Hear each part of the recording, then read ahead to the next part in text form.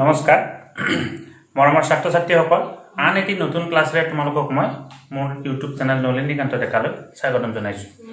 যোৱাকালি মই তোমালোকক এটা ক্লাছ দিছিলো যে কি ভূমিকম্প কি। তোমালোকে যদি এই ক্লাছটো চোৱা নাই চাই লবা, কাৰণ এই ক্লাছটোৰ লগত আজিৰ ক্লাছটোৰ কি আছে সম্পৰ্ক আছে। মই এই ক্লাছটো ভিডিও ডেসক্ৰিপচনত দি দিছো বা ওপৰৰ আই বটমতো দিছো, তোমালোকে তাত গৈ চাই লব পাৰিবা। এতিয়া ভূমিকম্প কি হয়, পৃথিৱীৰ ভিতৰ ভাগত উৎপত্তি হয় আৰু এটা নিৰ্দিষ্ট ঠাইত এই ভূমিকম্প উৎপত্তি হয় বা কঁপনিটো সেই ঠাইৰ পৰা আৰম্ভ হয়।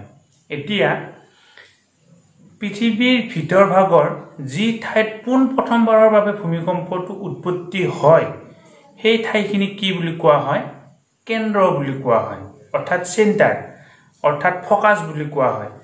পৃথিৱীৰ ভিতৰ ভাগৰ যি ঠাইত পোন প্ৰথমবাৰৰ বাবে ভূমিকম্পৰ উৎপত্তি হয় তাক কি বুলি কোৱা হয়, সেই ভূমিকম্পটোৰ কেন্দ্ৰ বুলি কোৱা হয়। এতিয়া তোমালোকক বাতৰিত কেতিয়াবা কোৱা শুনিছা যে ভূমিকম্পৰ কেন্দ্ৰ অমুক, ভূমিকম্পৰ কেন্দ্ৰ অমুক কিলোমিটাৰ দূৰত এনেকুৱা। গতিকে পৃথিৱীৰ যি ঠাইত পোন প্ৰথমবাৰৰ বাবে ভূমিকম্পটো উৎপত্তি হয় সেই ঠাইখিনি কি বুলি কোৱা হয়, কেন্দ্ৰ বুলি কোৱা হয়।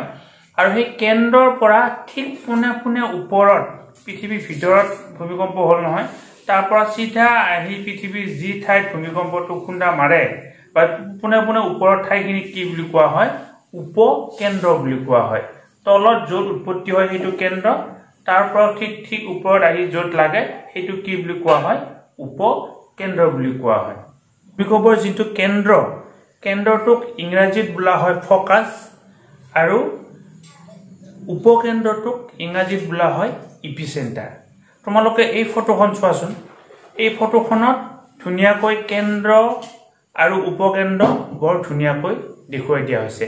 এইটো হৈছে কেন্দ্ৰ, অৰ্থাৎ ইয়াত পোন প্ৰথমবাৰৰ বাবে কি হৈছে, ভূমিকম্পটোৰ উৎপত্তি হৈছে আৰু ইয়াৰ পৰা ওপৰত আহি ইয়াতে খুন্দা মাৰিছে, গতিকে এইটো কি বুলি কোৱা হয়, উপকেন্দ্ৰ বুলি কোৱা হয়।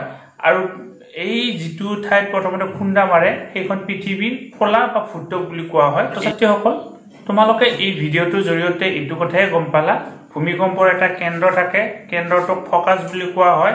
কেন্দ্ৰৰ ঠিক ওপৰত আহি পৃথিৱীৰ যি ঠাইত খুন্দা মাৰে সেইটো উপকেন্দ্ৰ বুলি কোৱা হয়, ইংৰাজীত ইপিচেণ্টাৰ বুলি কোৱা হয়।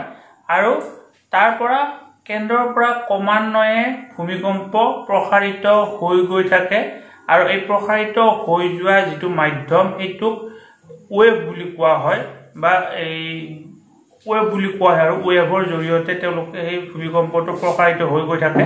আৰু ভূমিকম্পৰ যেতিয়া ৱেভৰ পৰিমাণ বেছি হয় তেতিয়া কি হয়, ধ্বংসৰ পৰিমাণ বেছি হয়, আৰু ভূমিকম্পৰ যেতিয়া ৱেভৰ পৰিমাণ কম হয় ধ্বংসৰ পৰিমাণ কম হয়। আৰু এই ৱেভ তিনি প্ৰকাৰৰ, ইয়াৰ আগৰ ক্লাছটো কৈছো, ৱেভ তিনি প্ৰকাৰৰ, পি ৱেভ, এছ ৱেভ আৰু এল ৱেভ। পি ৱেভে বায়ু, পানী, মাটি চবৰৰ জৰিয়তে যাব পাৰে, এছ ৱেভে অকল মাটিৰ জৰিয়তে যায় আৰু এল ৱেভ হৈছে পৃথিৱীৰ উপৰিভাগেৰে যায়। আৰু এই তিনিওটা ৱেভৰ ভিতৰত এছ ৱেভ আটাইতকৈ ধ্বংসকাৰী আৰু এছ ৱেভে সম্পত্তিয়ে হওক বা পৃথিৱীৰ আন এই ব্যৱস্থাবিলাককে হওক আটাইতকৈ বেছি ক্ষতি সাধন কৰে। গতিকে ছাত্ৰ ছাত্ৰীসকল, আজিলৈ ভিডিঅ'টো ইমানতে। তোমালোকে নিশ্চয় কিছু কথা জানিব পাৰিছা। ভাল পালে লাইক কৰিবা, শ্বেয়াৰ কৰিবা আৰু কমেণ্ট কৰিবা, আৰু মোৰ চেনেলটো ছাবস্ক্ৰাইব কৰি থৈ দিবা যাতে তোমালোকে মোৰ নতুন ভিডিঅ' অহাৰ লগে লগে নটিফিকেশ্যন পাবৰ কাৰণে সক্ষম হোৱা। নমস্কাৰ।